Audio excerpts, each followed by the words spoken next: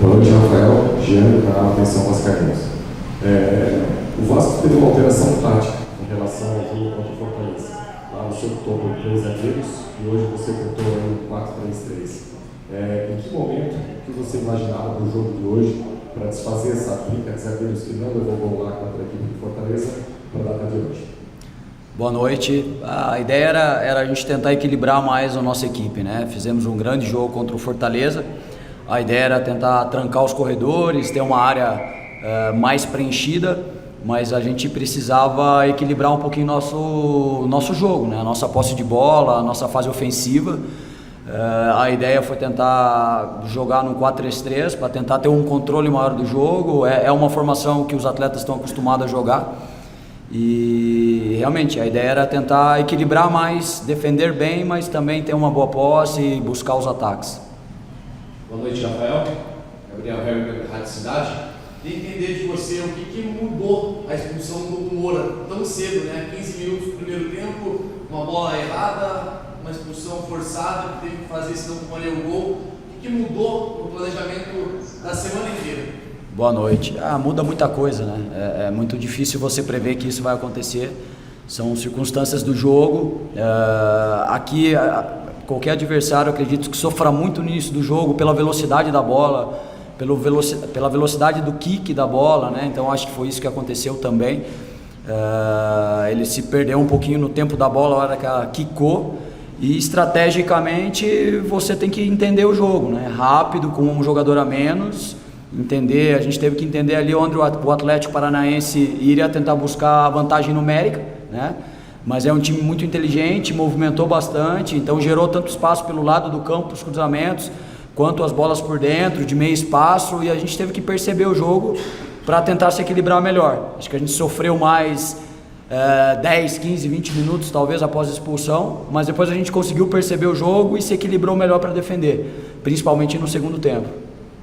Boa noite, Paiva, Matheus Santana da Jovem Pan News. Eu queria falar um pouco sobre a postura do Vasco hoje, porque no segundo tempo, com um jogador a menos, o Vasco foi agressivo. O Vasco marcou alto em alguns momentos o Atlético.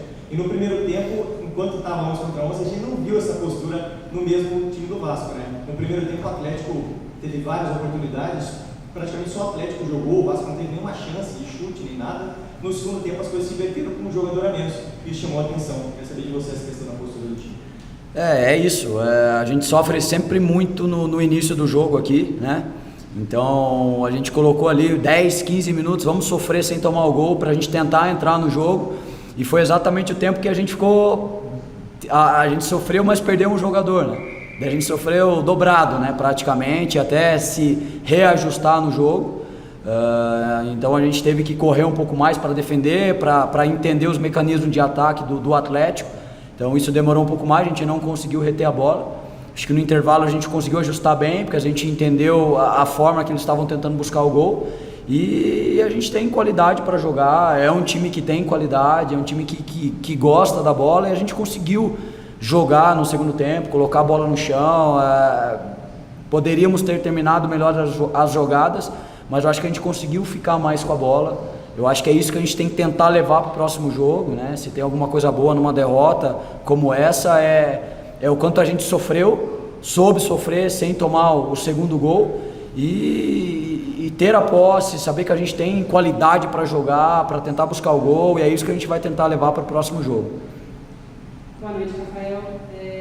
Queria saber primeiro como foi a reação do grupo com o Hugo Moura no intervalo. A gente percebe que desde a saída do Ramon Dias, assim, os jogadores têm tentado se unir bastante, né? Você tem falado muito sobre a importância das conversas, pela falta de tempo de treinamento. As conversas têm sido muito importantes, os líderes do elenco têm sido muito importantes. Então, como foi essa recepção ao Hugo Moura no vestiário e também depois do jogo? E eu queria saber sobre o João Vitor e o Adson. Muitos torcedores acreditam que eles têm potencial para ser titulares do Vasco. É uma questão física, eles não serem titulares, porque eles vêm sendo muito pouco utilizados desde o início do Brasileiro. Obrigado.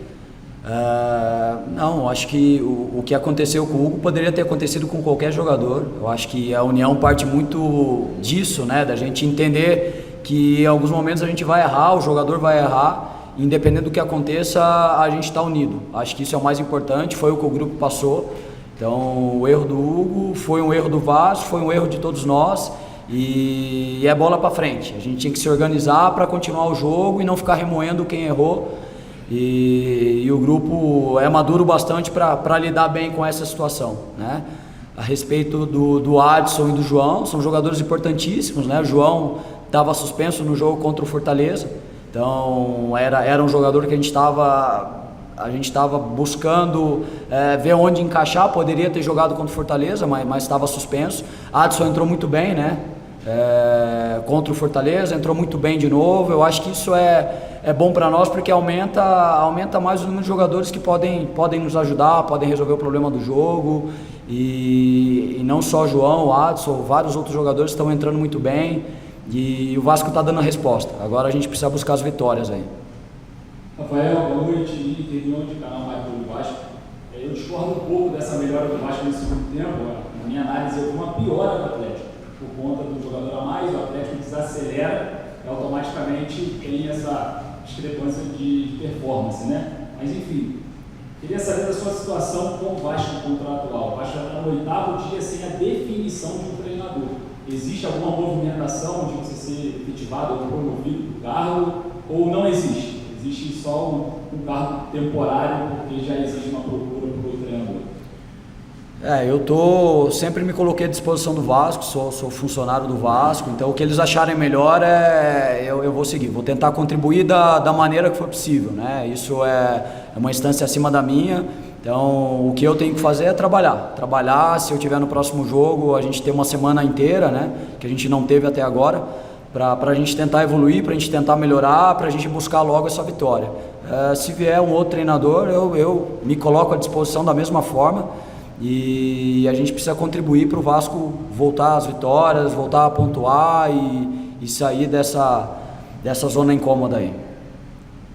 Boa noite, Rafael, aqui atrás também, Sidão Eleitoral News. Sempre jogar aqui é muito difícil, não só para o Vasco, né? Todas as equipes que vêm aqui têm muita dificuldade.